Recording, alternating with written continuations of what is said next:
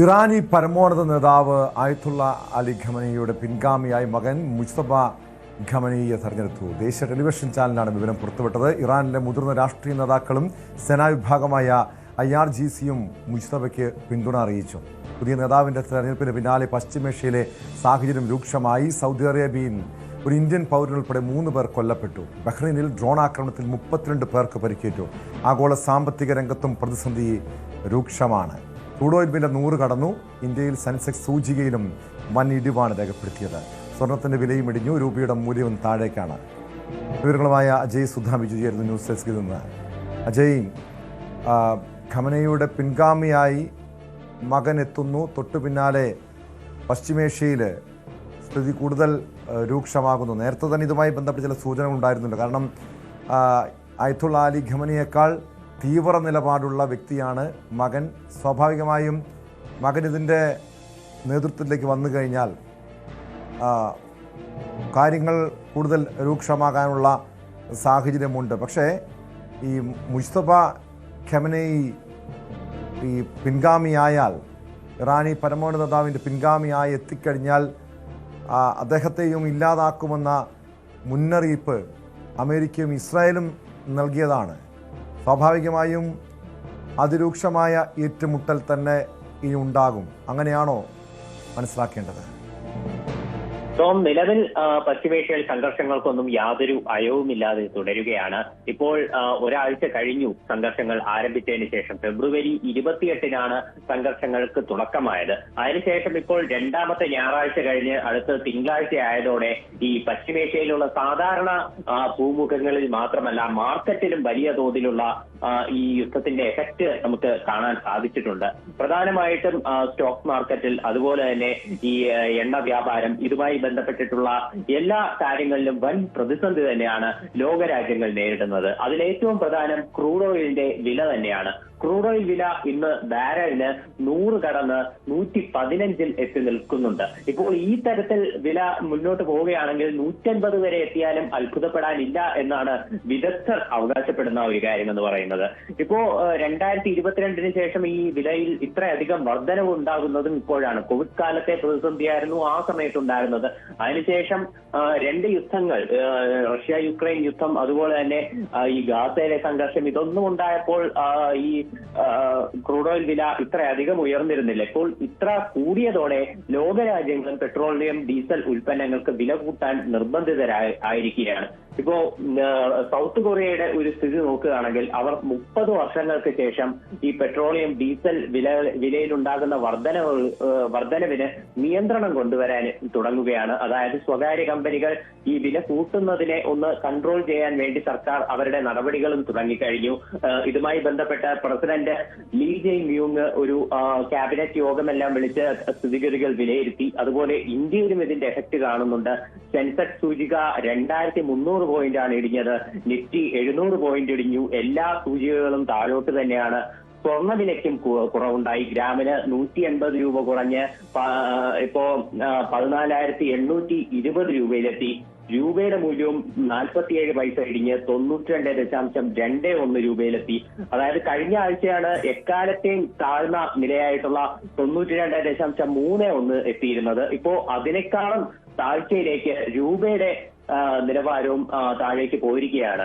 ഈ ഒരു നിലയിൽ പോവുകയാണെങ്കിൽ ഇപ്പോ IMFന്റെ ഒരു കണക്കനുസരിച്ച് വളരെ വലിയൊരു ആഗോള സാമ്പത്തിക പ്രതിസന്ധിയിലേക്കായിരിക്കും ലോകം പോകുന്നത് എന്ന് അറിയിച്ചിട്ടുണ്ട്. അതുപോലെ G7 രാജ്യങ്ങൾ ഇന്നൊരു അടിയന്തര യോഗം ചേരുന്നുണ്ട്. അതിന്റെ ഒരു കാര്യം എന്ന് പറയുന്നത് അന്താരാഷ്ട്ര ഊർജ ഏജൻസിയുടെ അടിയന്തര റിസർവിൽ നിന്നും ക്രൂഡ് ഓയിൽ അവർ ആവശ്യപ്പെടാൻ വേണ്ടി ഒരുങ്ങുകയാണ്. അമേരിക്ക അടക്കം ഇത് സജസ്റ്റ് ചെയ്യുന്നുണ്ട്. ഇതുമായി ബന്ധപ്പെട്ടാണ് G7 രാജ്യങ്ങൾ യോഗം ചേരുന്നത്.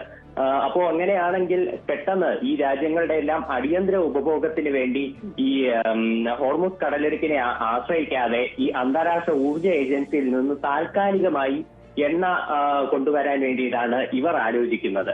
ഇന്ത്യ അടക്കം ഇക്കാര്യത്തിൽ വൻ പ്രതിസന്ധിയിൽ തന്നെയാണ്. ഇപ്പോ പശ്ചിമേഷ്യയിലെ മൊത്തത്തിലെ ഒരു സ്ഥിതി നോക്കുകയാണെങ്കിൽ ഇന്നും ആക്രമണങ്ങൾക്ക് യാതൊരു പഞ്ഞവുമില്ല.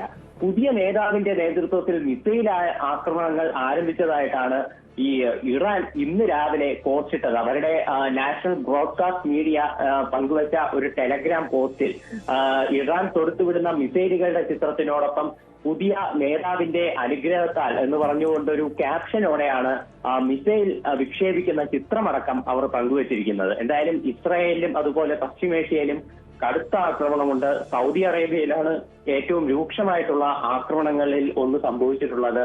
അവിടെ ഒരു ഡ്രോൺ അവശിഷ്ടം വീണ് ഒരു കെട്ടിടം തകരുന്ന സ്ഥിതിയുണ്ടായി.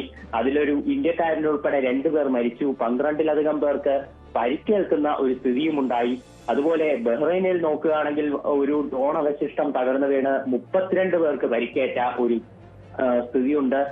അതിൽ 2 വയസ്സുള്ള ഒരു കുട്ടിയുണ്ട് ഈ പരിക്കേറ്റതിൽ. അതുപോലെ 17 വയസ്സുള്ള ഒരു പെൺകുട്ടിയുടെ നില അതീവ ഗുരുതരമാണ് എന്നും നമുക്ക് അറിയാൻ സാധിച്ചിട്ടുണ്ട്. ഈ കുട്ടിയുടെ കണ്ണിനും ഗുരുതരമായിട്ടുള്ള പരിക്കുണ്ട്. കുവൈറ്റ് നിരവധി സ്ഫോടന ശബ്ദങ്ങൾ കേട്ടതായിട്ട് റിപ്പോർട്ടുകളുണ്ട്. UAE ഇതിനോടകം തന്നെ നിരവധി മിസൈലുകളും ഡ്രോണുകളും ഇന്റർസെപ്റ്റ് ചെയ്ത് നശിപ്പിച്ചു കഴിഞ്ഞു. അതുപോലെ തന്നെ ഇറാഖിലേക്ക് നോക്കുകയാണെങ്കിൽ അവിടെ ബാഗ്ദാദ് അന്താരാഷ്ട്ര വിമാനത്താവളത്തിന് സമീപമുള്ള വിക്ടോറിയ എന്ന് പറയുന്ന US ബേസിന് നേരെയും ആക്രമണം ഉണ്ടായിട്ടുണ്ട്.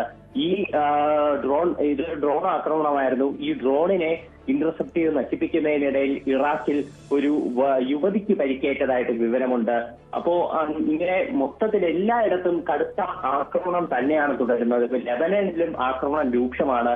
ഇന്ന് മാത്രം 3 പേർ കൊല്ലപ്പെടുകയും 17 പരിക്കേൽക്കുകയും ചെയ്തിട്ടുണ്ട്. അജയ്, മുസ്തഫയുടെ നിയമനം പ്രഖ്യാപിച്ചതിന് തൊട്ടു പിന്നാലെ ടെഹ്റാനിൽ വലിയ രീതിയിലുള്ള പ്രതിഷേധം, സ്ത്രീകൾ ഉൾപ്പെടെയുള്ളവർ പ്രതിഷേധവുമായി രംഗത്തെത്തുന്നു. പ്രതിഷേധ മുദ്രാവാക്യങ്ങൾ വിളിച്ചുവെന്ന് ദേശീയ മാധ്യമങ്ങൾക്ക് റിപ്പോർട്ട് ചെയ്യുന്നുണ്ടല്ലോ.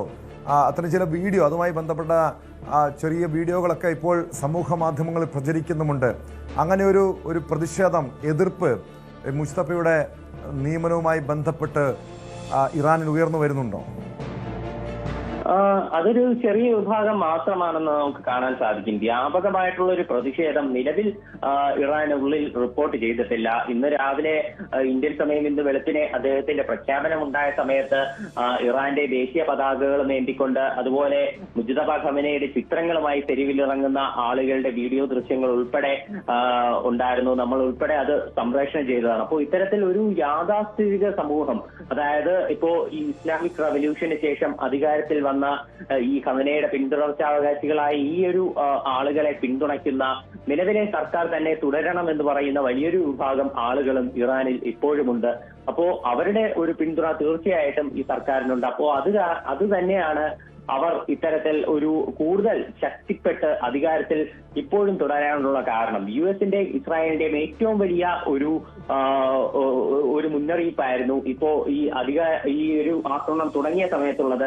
അതായത് ഈ ആക്രമണം ആരംഭിച്ച് എത്രയും വേഗം തന്നെ ഇപ്പോ ജനങ്ങൾ ഈ അധികാരം പിടിച്ചെടുക്കണം, ജനങ്ങൾ നയിക്കുന്ന ഒരു പുതിയ ഭരണകൂടം അവിടെ വരണം, US-നും ഇസ്രായേലിനും കൂടി താല്പര്യമുള്ള ആളെ മാത്രമേ ഇനി പുതിയ നേതാവായി അംഗീകരിക്കൂ എന്നെല്ലാം ഇവർ പറയുകയുണ്ടായി. എന്നാൽ ആയത്തുള്ള അലി ഖമനയെ വകവരുത്തിയിട്ട് പോലും അവിടെ ഒരു ഭരണമാറ്റം കൊണ്ടുവരാൻ US-നും ഇസ്രായേലിനും ആദ്യം അവകാശപ്പെട്ടതുപോലെ സാധിച്ചിട്ടില്ല എന്നത് അവരുടെ ഏറ്റവും വലിയ പരാജയങ്ങളിലൊന്നായി ഇപ്പോൾ അടയാളപ്പെടുത്തുകയാണ്. എന്തായാലും ഈ മുജ്തബ ഖമനയെ നിയമിച്ച് ഇറാൻ അവരുടെ ഭരണകാര്യങ്ങൾ പഴയതുപോലെ തന്നെ നിർവഹിച്ചു വരികയാണ്. എന്തായാലും ഈ ഘട്ടത്തിൽ US-ഉം ഇസ്രായേലും ആദ്യം അവകാശപ്പെട്ട ആ കാര്യങ്ങൾ അത് അച്ചീവ് ചെയ്യാൻ അവർ ഇനി അടുത്തെന്ത് പടിയായിരിക്കും സ്വീകരിക്കുക എന്നുള്ളത് തീർച്ചയായിട്ടും നിർണായകം തന്നെയാണ്. അതുപോലെ ഇറാൻ അവരുടെ പുതിയ നേതാവിന്റെ ഒരു വിവരങ്ങൾ നൽകിയത്. പുതിയ നേതാവിന്റെ തെരഞ്ഞെടുപ്പിന് പിന്നാലെ പശ്ചിമേഷ്യയിലെ സാഹചര്യം കൂടുതൽ രൂക്ഷമാകുന്നു. സൗദിയിൽ ആക്രമണമുണ്ടാകുന്നു, ബഹ്റൈനിൽ ഡ്രോൺ ആക്രമണം, 3 പേർ നിലവിൽ കൊല്ലപ്പെട്ടു എന്നാണ് വിവരം. 32ഓളം പേർക്ക് പരിക്കേറ്റിട്ടുണ്ട്. ഒരുപക്ഷെ വരും ദിവസങ്ങളിൽ ഈ യുദ്ധം ഇങ്ങനെ സംഘർഷ സാഹചര്യം നീണ്ടുപോയാൽ അത് മറ്റ് രാജ്യങ്ങളെ ആഗോളതലത്തിൽ ആഗോള സാമ്പത്തിക അവസ്ഥയൊക്കെ സാരമായ രീതിയിൽ തന്നെ ബാധിക്കുമെന്ന് തന്നെയാണ് നിരീക്ഷകരും ചൂണ്ടിക്കാണിക്കുന്നത്.